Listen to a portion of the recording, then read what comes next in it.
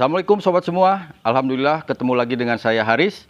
Di video sebelumnya kita sudah ngobrolin sedikit tentang spek Bandit. Yang kedua, bagaimana part katalog membantu kita dalam pencarian spare part yang tepat.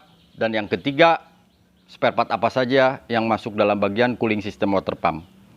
Nah, sekarang kita akan ngobrolin cooling system yang lain, yaitu radiator conduction. Yuk kita mulai. Posisi radiator conduction ada di sini, di bawah tangki dan di atas silinder head cover. Bentuknya seperti ini. Tidak seperti water pump, Suzuki tidak menjual part ini dalam kondisi terpasang, namun kita harus beli satuan. Terlihat ada tutup radiator dan dudukannya, bracket rumah termostat yang di dalam sini termostat terpasang. Yang atas sini namanya water thermo switch yang berfungsi menyalakan lampu indikator overheat di panel speedometer apabila suhu coolant sudah mencapai 117 derajat Celcius. Nah, ini sudah bahaya banget sob. Segera harus matikan mesin, tapi biarkan kontak tetap on supaya kipas radiator tetap nyala. Dan yang bawah sini cooling fan thermo switch yang berfungsi menyalakan kipas radiator apabila suhu coolant sudah mencapai 95 derajat Celcius. Dua lubang yang ini tempat hose coolant yang ke arah silinder head, dan lubang yang ini tempat hose coolant yang ke arah radiator. Oke sob, seperti biasa part diagram akan menjadi guidance kita dalam mencari pengganti part yang tepat. Part nomor 1 adalah radiator cap atau tutup radiator. Fungsi tutup radiator ini penting juga sob. Dia bukan hanya sebagai penutup saja seperti layaknya tutup botol atau cangkir. Akan tetapi fungsi pentingnya adalah menjaga tekanan di seluruh cooling system sesuai kebutuhan. Menurut hukum fisika, ketika temperatur cairan naik, maka tekanan juga akan ikut naik. Hal ini tidak terlalu diinginkan. Oleh karena itu, ketika tekanan sudah mencapai 1,1 bar, per ini akan terangkat dan coolant akan mengalir ke tabung reservoir, sehingga tekanan di dalam radiator dan komponen cooling system lainnya akan turun kembali. Nah, pengurangan volume coolant di radiator ini akan menyebabkan kevakuman atau tekanan negatif pada saat mesin atau temperatur coolant sudah dingin. Akibatnya, klep kecil ini akan tertarik seperti ini, dan coolant dari reservoir tadi akan tertarik kembali ke dalam radiator. Demikian seterusnya. Kerusakan yang biasa terjadi adalah kekuatan per yang sudah tidak sesuai standar, sehingga mekanisme buka tutup klep untuk sirkulasi coolant antara radiator dan reservoir tidak terjadi pada kondisi yang sudah ditentukan. Berikutnya adalah part nomor 2, yaitu radiator conduction.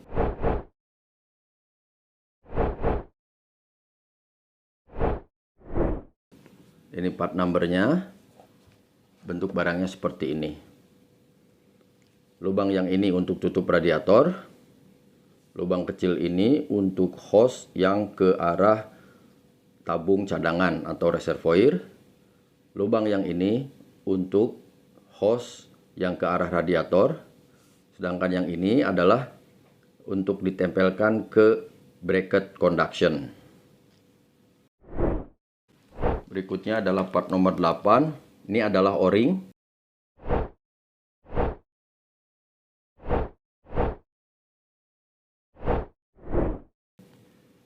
Yaitu dipasang di antara radiator conduction ini dengan bracket. Ini adalah termostat inlet connector, part nomor 9.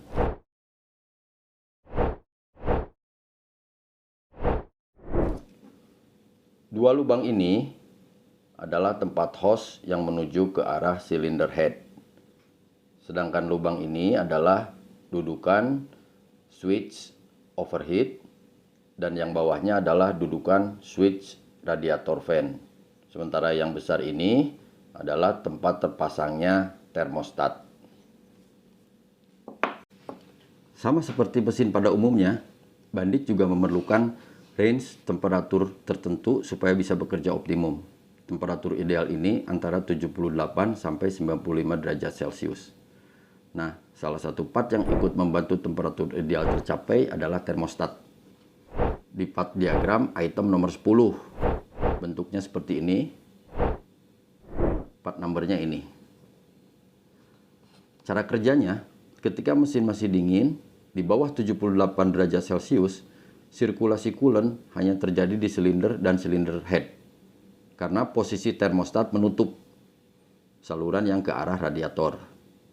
Nah, ketika temperatur coolant semakin tinggi dan mencapai 78 derajat Celcius, per ini akan terangkat ke atas sehingga coolant akan mengalir ke radiator untuk dijaga suhunya di sekitar 78 sampai 95 derajat Celcius.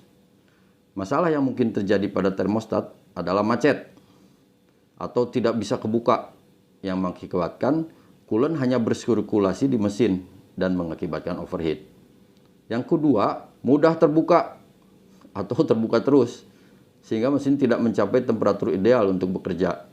Akibatnya performa turun, bensin boros, dan terjadi penumpukan karbon di ruang bakar. Dua kondisi ini, terlalu panas dan terlalu dingin, tidak diharapkan. Jadi, sobat, jangan ada istilah termostatnya macet. Gua copot aja supaya mesin adem. Yang benar adalah gua ganti. Berikutnya adalah hose radiator outlet nomor 1, part nomor 13. Hose ini menghubungkan water pump dengan radiator. Ini adalah part nomor 15, yaitu hose radiator joint nomor 1.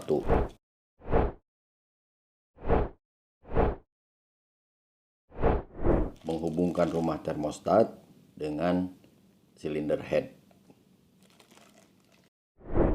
Dan ini adalah hose radiator joint nomor 2, part nomor 16.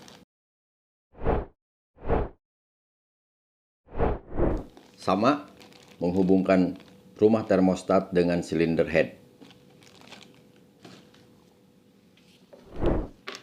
Nah, ini switch radiator fan, part nomor 20.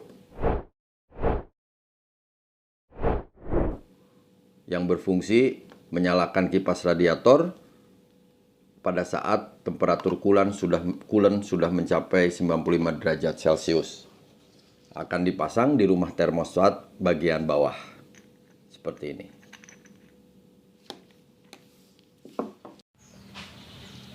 Oke sobat semua, cukup sekian dulu obrolan kita kali ini. Mumpung cuaca lagi bagus, saya kepengen riding dulu. Semoga kita semua selalu diberi kesehatan. Jadi insya Allah bisa ketemu lagi lain waktu. Karena topik obrolan kita masih banyak nih sob. Ada masalah fuel system, electrical system, engine, dan lain sebagainya. Yuk, assalamualaikum.